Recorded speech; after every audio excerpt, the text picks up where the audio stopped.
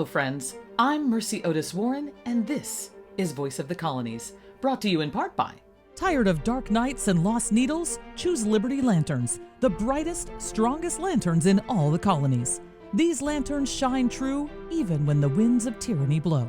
Perfect for keeping watch, reading, or writing secret letters at night.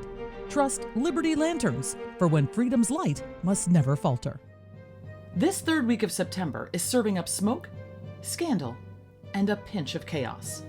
So let's start up north, where the good people of Falmouth, Massachusetts, which will someday be Portland, Maine, a quiet fishing town, wake up to find His Majesty's warships looming right there in their harbor.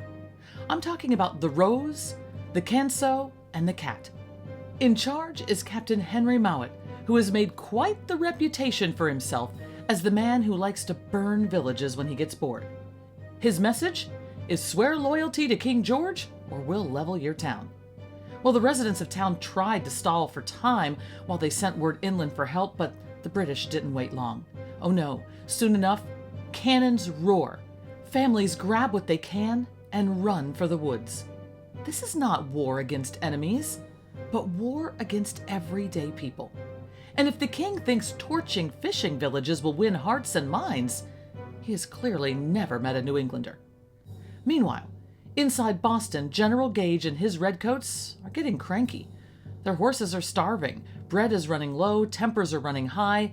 A siege is not glamorous, it is slow, it's ugly, and both sides know that someone's going to snap eventually.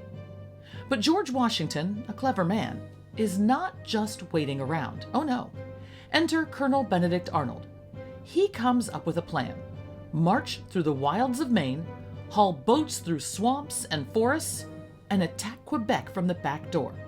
It's the kind of idea that makes you shake your head and say, well, it's so crazy it just might work. Congress gives the nod, and off Arnold goes with 1,100 poor souls. Now, if they survive, they might just strike a blow that rattles the British Empire. And speaking of Congress, this week they are laying down rules for a continental navy. A navy! From a people who barely had an army 6 months ago. Well, captains must be disciplined, prisoners must be treated humanely, and any captured booty must be shared fairly. That last bit, that is getting a lot of attention. After all, there's nothing that will excite a sailor more than the promise of prize money. We'll be back after this.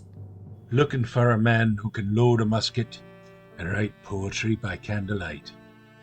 The Continental Army Dayton Scrolls are here, featuring handsome blacksmiths, sassy spies, horse-owning heroes, each guaranteed to ghost you only if they're actually fighting tyranny. The Continental Army Dayton Scrolls, because love should be revolutionary. On the Pennsylvania frontier, settlers whisper that British agents are stirring up native allies to raid Patriot cabins. Families huddle at night with muskets by the door, ears straining at every rustle in the woods. For them, the revolution is not speeches in Philadelphia, but it's the fear that the shadows beyond the tree line might hold a war party. Congress debates treaties, but those poor families are left with only prayers and powder horns. And let us not forget New York, where the King's forces make their grand entrance. Redcoats land at Kips Bay, muskets glinting in the sun, and before long, the city is theirs. Now, truth be told, there's no great battle that day.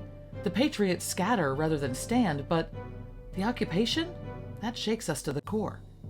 Imagine standing on the opposite shore, watching British flags rise over your city, powerless to stop it.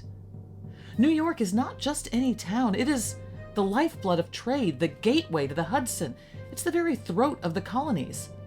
With the British in possession, every patriot watching realizes the war is no longer up there in Boston, it's everywhere.